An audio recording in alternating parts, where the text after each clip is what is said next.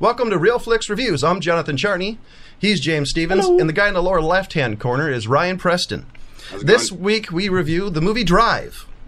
This is a show where we review everything from the silent movie Metropolis to the latest craptastic Ryan Reynolds movie. And since this was James' pick this week, I think I'll have him have the honor of his opinion on this wonderful movie. Okay, so this movie Drive is directed by Nicolas Refn, whatever the hell that means.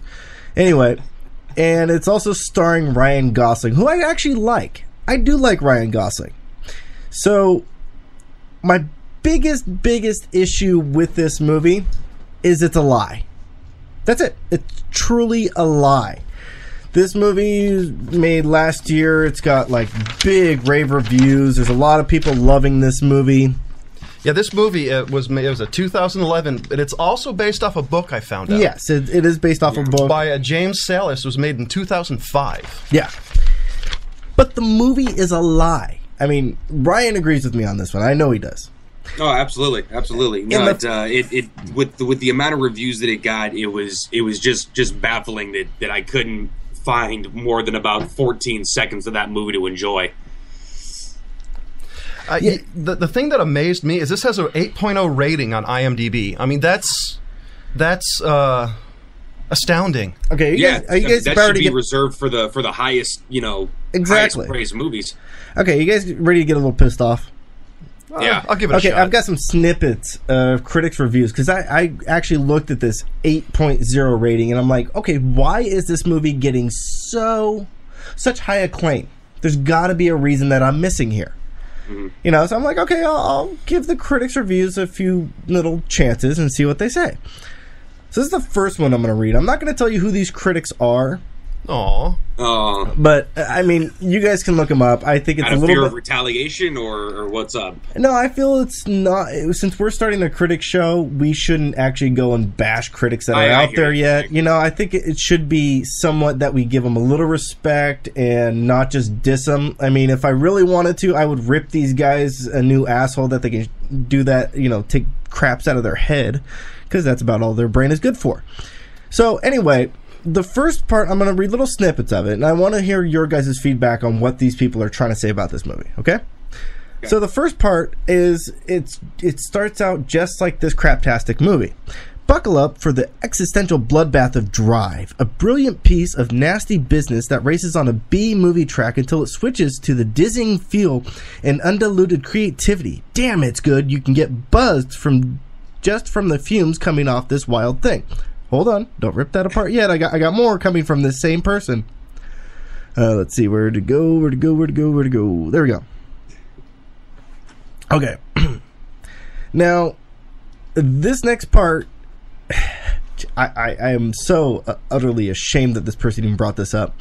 Chances are you could play the name that influences the game for days, and I'd happily join you. But that'd be a disservice to Drive, since Refn, like Quentin Tarantino, has the gift of assimilating film history into a fresh take carrying his DNA. Take his fetishistic eye, that's what they wrote, sorry, for detail. From driver's toothpick to the satin bomber jacket with a gold scorpion on his back. What is this supposed to mean? Okay, Please tell me when I can start talking shit. Well, see, okay, hold on. Damn it! I'm giving this one to Ryan to start off. Okay, hold on a second. First off, did that person just compare Quentin Tarantino to the writer of this to the director of this movie? Yes. Is that what I just heard? Yes. Well, here's the thing. I'm wondering how much of this movie is like the book, because I'll refuse after watching the movie. I'm absolutely refusing to ever read the book. Well, I can't imagine it's anything like the book. Otherwise, the book would be 14 pages long, because that's how much dialogue was in that movie.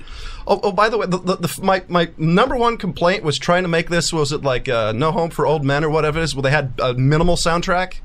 Oh, there was a big soundtrack in there. Everything. They minimalized everything. And are they going to seriously tell me that the attention to detail was in the toothpick and the bomber jacket? That was the worst attention to detail. That was basically like, hey, you know what would look cool? Put a toothpick in his mouth.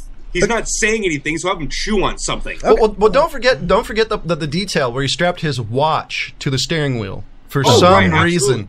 Because he couldn't look up or look at his watch while he had, his hands at 2 and 10. Right. Yeah. Okay. Are you ready for more? Wait, no. I want to get these through because these are the ones that. Well, here, my first thing is the first review. Who gave that guy a freaking, thesaurus? Existential? Really? Really, existential. That's the word he chose for that, huh? I could have chosen a lot more words with a lot less. It would have been a 4-letter word, but. Maybe 5. I could be creative. And I'd like to point out again, honestly, that I agree with James that he said at the beginning that I like Ryan Gosling. I really do. I think he's a fantastic actor, and obviously I'm not gonna to jump on the bandwagon of like all these people that are just picking crappy projects. I'm sure they thought it was gonna be something good, but they just took way too many stylistic choices that really brought that shit down. So my guess, your favorite Ryan Gosling movie was The Notebook? Actually, honestly, that wasn't that bad of a movie. Notebook was a fantastic movie. Yeah. I love that movie. I wouldn't go as far as to say I love it, but I thought it was actually pretty good. It was a great movie. My favorite one of his probably would be The Believer. Oh yeah, The Believer was fantastic. I'm actually not sure if I've seen that movie. That's a movie that's actually about a Jewish neo-Nazi. If that's all I need to say, go check it out. Actually, that's one of the ones that I told you to watch, huh? That's one we watched together, James, as a matter of fact. Okay, that's true. Well, I actually had watched it before, but I probably had to watch it again. My number one complaint is Ron Perlman. Can he ever say no to anything? I've seen him in so many bad movies lately. Seriously. I agree. Okay. He must have a coke habit that won't quit. Yeah, he's got to have some kind of expensive habit, like he likes to hunt humans in the Bahamas or something. Yeah, hold on. I'm trying to find this one thing that really pissed me off in one of these reviews that needed to be brought up. And the reason why I'm bringing this one up is because of the fact that this movie, as John just said, had an 8.0 IMDb rating. Now, there's another movie that reminds me just exactly of this movie in the sense that it's a lie. In the sense that so many people love this movie, they give it high acclaim, but it's a lie. And this director off of this movie has made tons of money in other movies and gotten so much respect. The movie is Taxi Driver. That movie pisses me off to no end. Okay? I've tried to watch that movie a lot over the years, and I fall asleep every time. Now, the reason why I bring this movie up and compare it to Drive right now is because there's a lot of stylistic things in there, such as the fact that there's only one really, really good scene in Taxi Driver. Yeah. That's it. The rest of it is this boring dialogue that you're sitting there like, is that movie actually going to do something? It's the same with Drive. Where's the good scene in Drive? The opening scene. The opening car chase. Okay. If you watch that, you've seen the whole movie. Just throw the rest away. Because that car chase is fantastic. Go ahead. You glossed over something really quick. Okay, sorry. That opening car chase. I was in the theater watching this movie, okay? You paid money to see this in theater? I think I did. Oh, I'm sorry. Yeah, okay. What, did you owe somebody a favor? What the hell made you go see this movie in theaters? Anyway, look, I'm watching this movie. The opening car chase, I'm actually sitting there thinking for about the first 45 seconds, wow, somebody's actually doing a car chase in Los Angeles that looks like it's going to be worth a damn, I mean, based on that, you'd really expect that thing to just really carry that's just... Damn, you were had. Yeah, I really was. I got ripped off on that one, too. Here's my number one complaint, period. Number one complaint. The movie's called Drive. There's 3 car scenes in the entire effing movie. Yeah. They should have called it incredibly boring hour and 40 minutes. I mean, this literally within the first 45 minutes of this movie, I was hoping it was going to be over. This is literally the most boring movie I've seen in 20 years. I'd rather watch Titanic than this. Well, that's what I'm saying. It's ridiculous that, I mean, people really give this movie so much credit. Well, I think what I've understood so far since the movie came out until now is the reason it's been getting so much credit is because I don't know if it's people wanting to reconnect with the 80s or if they're just thinking, oh, it's a callback to another time, but it really wasn't even too good of a callback to the 80s. You know How, what I mean? Like, how was it a callback to the 80s? I mean, I'm curious on that, because I didn't sense anything from the 80s of that. Except maybe the ugly-ass jacket. From what I understand, it was a lot of I think it took place in the 80s, didn't it? Wasn't it supposed to take place in like the I don't know when it actually was supposed to take place. I wasn't really paying that much attention to the movie. I didn't get the feeling of that, honestly. That was I did a little bit from the soundtrack, especially from the opening credit sequence. Yes, the opening credits was definitely 60s, 70s, 80s is what somebody was saying. 60s, 70s, 80s. I do see some of the cursive script in the 60s, 70s, and 80s. It was like that Miami Vice kind of feel. Oh, yeah. Yeah, I can see that. I think my number one complaint, though, besides the drive, is just the soundtrack. I mean, they say it's like I've heard it said it was an all-star cast that seemed like a ripoff of No Country for Old Men, which had no soundtrack. But without the soundtrack on this movie, it's slow. I mean, the pacing on this movie is dull. Yeah, absolutely dull. The pacing was one of the weirdest types of pacing I've ever seen in a movie. Because it had, like I said, in the opening car chase, I mean, you're thinking, okay, this is actually gonna get some credit, but then it's just so many scenes of Ryan Gosling, of that close up right here on his just toothpick or his jacket, or his bloody jacket. Now tell me, why wouldn't you take off the blood? Never mind, I'm not going to even get into the choices the character makes in the movie, because it's just not worth it. I mean And the other thing that I really thought was going to be a saving grace was the violence in this movie, because there really was no violence. Here's the thing: there were a couple of really good scenes that were really fast paced. It was like, okay, this is where it's going to get good, and then it was over 30 seconds later. I can count how many times that movie got bloody on one hand. Yeah, but there were like 2 or 3 really good scenes where he did some, like the scene in the elevator, where he was telling, he had the chick move behind him and he started beating the crap out of the guy. Yeah, that was nice. That really was nice. But I mean, one of the other reasons that people are giving this movie credit. Now, I want to see if you guys caught this, because I paid attention to this. They talked about camera angles. This movie is great because it's camera angles. The way that the guy did it. Screw that. I'm not sure if I agree with that. You cannot base how good a movie is on camera angles. How many freaking times did you get a close-up of Ryan Gosling with his hand on the steering wheel with a camera on the dashboard? Really? That's a camera angle? I mean, that's a fantastic camera angle. You know what makes a good movie? A good story? Character development? Plot lines? A soundtrack? Not even a soundtrack. But for this movie required a soundtrack. This movie required a soundtrack, absolutely. Okay, I'll give you that. I was about ready to put on the Division bell. It was so bad. But it's just horrible that people try to base their ratings on that. I mean, that's the same thing that, again, another movie that Taxi Driver. They try to claim that there was... The Taxi Driver was the cinematography. It was... It was annoying. Only Martin Scorsese can sit there on a diner scene with 2 people talking to each other across from each other and move the camera consistently the whole time. And people like it. It's 4 minutes of a scene of 2 people talking across from each other, and I couldn't believe how much that camera fucking moved. I mean, you would get nauseous off that camera. You really could. I forgot about that. Oh my gosh, man. It was insane. He rented that movie took 45 minutes to do absolutely anything. But I know we're not talking about Taxi Driver right now. Let's get back to Okay, hold on. I have another thing on this. This is another user review this is a user review, not a critic review, from IMDb. That this person, and I want to bring this up because I want to hear your guys' thing. I'm offended that this person actually did this. Okay. That he said this. Offended. Not one negative review, and this is talking about Driver. Not one negative review is credible unless you were raised on Transformer and Fast and Furious pictures.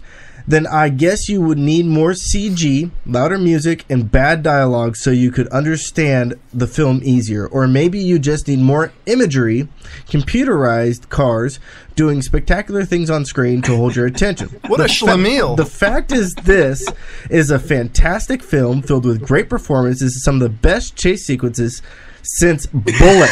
Since Bullet. Really? Chase sequences. There's only like one in the entire movie, and maybe two. And then he finishes us off with "Be smart." Hold on. Are we still using Bullet as the criteria for a good car chase? I know. Hold on. Come on. Hold on. This is still a good car chase. This is the last thing that really. Chase, but I mean, they just basically they filmed the same car going around the same corner, 60 different times. Yeah. And chopped it up. So this is the last thing they say. Be smart. See films that matter. What the hell do you mean? Drive matters? This movie does not matter. Well, here's my theory on what you said earlier about, if the, good cinematography. If this was a film that was one of those Sundance films that was, crappy plot, but it had amazing camera angles and cinematography. Right. If you're really into that, I think camera angles and all that really mattered. This was not one of those movies. No. This was one of those movies that I thought was just, poor to begin with. But, that was trying to be like Fast and Furious, but serious. I mean, that's kind of the drift I got out of it. A couple things it seemed to me they took a script that must have been only about 80 pages long, if that, and then decided to fill the rest of it with like silence? You said, cinematography or just. It was just so over stylized to the point where I didn't know whether I was supposed to be paying attention to how stylized it was or what it was going on in the actual movie. There wasn't that much going on in the actual movie. The problem with this is that they're trying they're trying to make this Ryan Gosling's character, the driver, into this supposed superhero. Yeah, this mysterious. And I'm okay with mysterious. I love the Man with No Name series where they did not go into any of the background. Did any of the reviews you read compared this to the Clint Eastwood's character? Yes, they did. Seriously? The one I just finished, he compared it to all of the old westerns, the Man with No Name series, which really pissed me off again.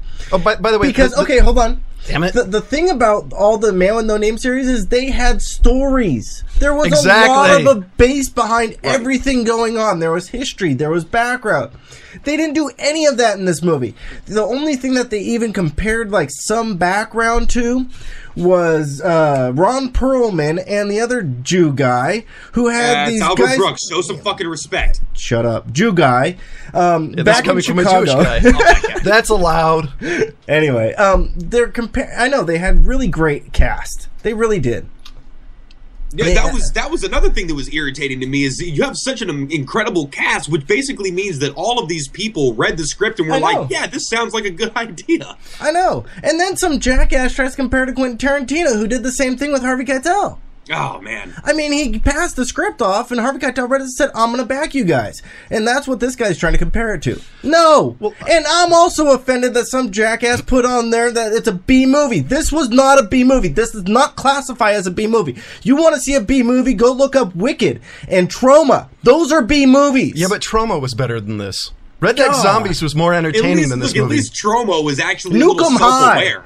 Oh, yeah, exactly. The thing that I don't understand, and I was really, after I watched it, I was trying to understand it, is the characters that they put together really have no connection.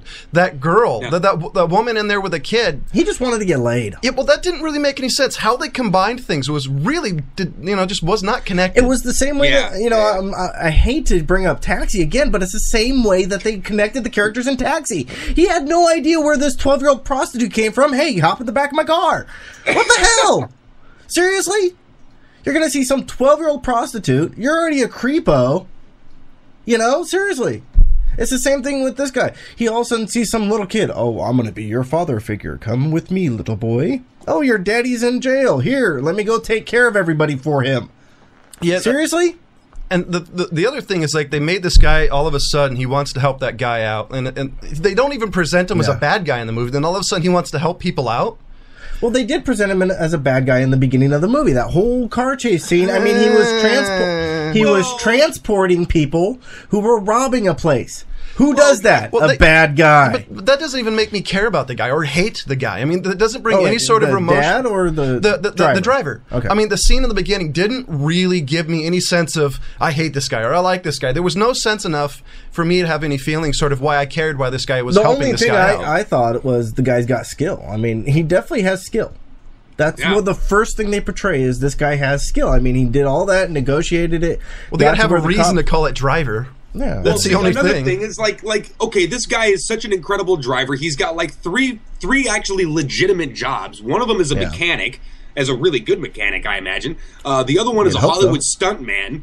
And what the hell does he need to be, doing getaway car shit for? Have you seen the apartment that this guy lives in? He's bored. I mean, trust me, he could afford that apartment with his Hollywood stunt gig. Oh, yeah, he can afford that one, and then with everything else on the backup, dude, he's got bank lying around. Yeah, I don't know. I understand they were trying to go for this mysterious character, this mysterious Hollywood stuntman, mechanic / getaway driver kind of thing, but it didn't even make me care about him. Nothing in that movie made me understand any of this guy's motives at all. It Exactly. just made me think he was a sociopath.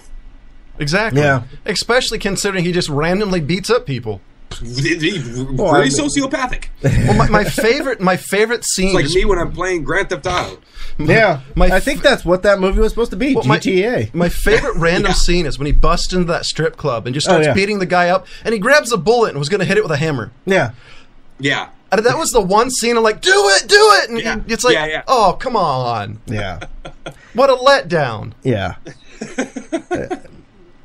I agree with you. Anybody who compares the director, who compares the director to Quentin Tarantino, you seriously suck. Yeah. Yeah, that's baffling to me. I mean, for one, Tarantino is a writer director. He basically makes his own movies. You know what I'm saying? He does. He's not a guy who catches a script and then tries to throw his own little crappy spin on it. I mean, Kill Bill, fantastic movie.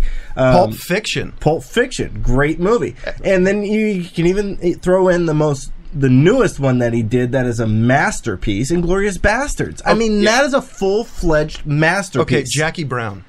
Okay, that's garbage. Okay.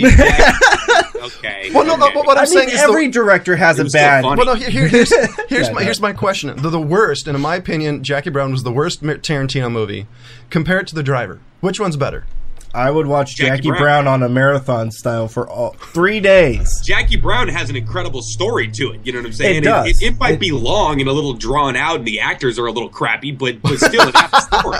Well, yeah, I'll give you, the actors were really crappy, but I mean, the thing about it is that it was still a way better story, way better thought out, absolutely, and 1,000 times executed better than this movie. And here's my literally the initial thought after seeing it is this seemed like a weak ripoff of The Transporter. I thought the same thing off the bat. With no violence, no soundtrack, and no point. Yeah. Right. Yeah. And the Transporter seemed to be a little more self-aware than this movie did. You know what I mean? A little more on the nose as far as like, look, we know we're just making this crazy action movie with this Jason Statham cat. But Drive, it just took itself way too seriously. It did. Thought that it was it just had its head up its own ass the whole damn time. But there was a point to it, though. I mean, that was the thing that I liked about The Transporter. There was an end game of every movie had an end game. I thought you meant there was a point to this movie. I'm like, wait, what was the point? Well, Driver, every movie had an Transporter, excuse me. Okay. Transporter, every movie had a point. There was an end game to the movie that you could see or you were rooting for. There was no reason to want to finish this movie. Right. Yeah. That's true. I mean, besides, I was not invested. Well, I mean, you did want to see him finish off the mob bosses, guys. Not really. I just wanted to see if he was ever going to take off that bloody bomber jacket. He's walking around at 4:00 in the afternoon with a blood-soaked jacket, and it's a white jacket with blood.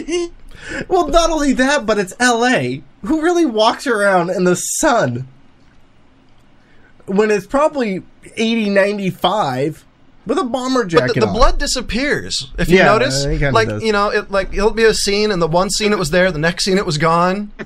It's like, seriously, how many jackets are that ugly do you guys have around? That's the editor's fault. I mean, that seriously comes down to the editor's fault. That's a bad cut. I mean, I understand. I understand bad cuts. I do. I forgive a lot of bad cuts where you're looking at a drink and all of a sudden it's empty, and then they go back, and then they come back. Attributed to they're going to film certain scenes before other scenes, so it could have been just before. I understand that, but I mean, there should be somebody looking like, that cup is a quarter filled. Oh wait, there are 3/4. I guess we're not going to fix that. That's laziness. There is a person that is supposed to be on top of that. I know. It's called an editor. Okay, so not the editor, before the editor. Before the editor. On set. The best boy, the grip. So, okay, final thoughts. Ryan, what is your final thought on this movie? And what was your rating on this movie? My rating, I'm gonna have to give it a 2 out of 5. And the only reason I'm really going that high is because I can kind of see. Never mind. I cannot see anything, any way that they were trying to go with this movie. Really, just talking about it the last 20 minutes, I've realized that they were just so full of shit. I'm trying to sum up what I'm thinking here. I know you are. That's a pretty good synopsis of what you're thinking. I guess so, man. It's You're just baffled at how bad this movie is. Over-stylized, really poorly executed. I really enjoy the actors, and I do too. I love Albert Brooks. I mean, Albert Brooks is one of my favorite comedic actors of all time, and he was just so miscast in this movie. I think everybody was miscast in this movie. Everybody was miscast. Everybody should have taken that script and just take it into the bathroom with them. Ron Perlman, Sons of Anarchy is the only thing that guy needs to ever do again, because everything else I've ever seen him in, can't stand him. I really liked him in the Aliens 4. Aliens 4 was a bad movie, but I liked his character at least. Yeah, absolutely. But other than that, I just, like you said, I mean, it's just one of the most boring movies that I've seen in a long, long time. And I really, really wanted to like it. I mean, from what I heard about it, kind of coming into it before I watched it, I was really prepared to, just really like the movie. And goddamn, that fell short. So James, what's your rating and final thought? Well, since you wouldn't let me go any lower, no. It's got a 1. It really does. The reason why I've given it a 1 is because there's nothing that I could find to, justify this movie. Really, I couldn't. And I tried. I mean, I tried to come back and be like, okay, maybe I can give it a better rating on, the opening sequence. Because that was actually really well done. I got to give it credit to the cameras. Except for the poor bastards who were left and alone in a car. But even that still was pretty cool. You actually kind of liked him. He's like, you know what? I've done my job. Later, dudes, you're on your own. Exactly. That's perfectly fine with me. I understand that. The camera sequences in that scene were good. I mean, I didn't think they were, groundbreaking. I've seen them multiple times in other movies. But I can't give a movie anything over, a 0.0 on a good sequence in the first 5 minutes of the movie. And that wasn't even a 5-minute sequence, I don't think. That was like 2 minutes or something. Yeah. It was fast. It was fast, but it was really well done. And then the rest of the movie was just a lie. I mean, you get really excited because you got this whole sequence, and then you're just like, what the hell happened to this movie? Where did it go? It got crappy. Yeah, you got put up on Cloud 9 and then dropped right back down. I know, and then you're waiting for the movie to get better again. You're like, okay, well, that was a good part. Maybe it's got to get better at some point, and it just really never got better. So it gets a 1. I would go lower if I could, but we're trying to keep it, reasonable. Yeah. So I gave this movie a 2, and there was a specific reason, because reading the synopsis of the movie, it sounded bad, and I was... After seeing the opening scene, I was like, okay, this is cool. They're setting a pace for the movie. And wow, I was let down more than RoboCop 3. This movie was horrible. RoboCop 3. there were parts of this movie that I was really that had so much potential. From the scenes that the little snapping with a guy was violent. Yeah. From just a few interactions of people, but this movie blew. I mean, there was. I give it a 2 just on my hope alone. Just on the hope that it was going to be better. I was really wanting to be wrong about this movie, because I really enjoy I really enjoy the fact that I was wrong in a movie that I thought was going to suck, and I was let down. I mean, seriously, even what's his name? The guy, the white guy from He-Man. Dolph Lundgren. Even Dolph Lundgren hated this movie. I mean, come on. They should have put him in this movie, because at least it would have been entertaining on his poor acting. Yeah, and Dolph Lundgren is a smart guy. Oh, yeah. The dude's a chemical engineer or something? Yeah. Engineer, right. His father was a chemical engineer also. Yeah, he's a PhD. I mean, he's... studied at MIT. Yeah, the dude's smart. Yeah. So the collective review, what we do is we take the three ratings, divide by 3. So the Real Flix reviews give this movie a 1.6. And if I could, I would really tempt it to give it to 1, because the 0.6 is undeserved. But yeah, we give this movie a 1.6. This movie, in all 3 of our opinion, sucked. Yeah, horribly. I mean, if you want to see this movie, I'd wait till it was on ABC. Even Freddy Got Fingered was better than this movie. Actually, there was some funny parts in Freddy Got Fingered, honestly.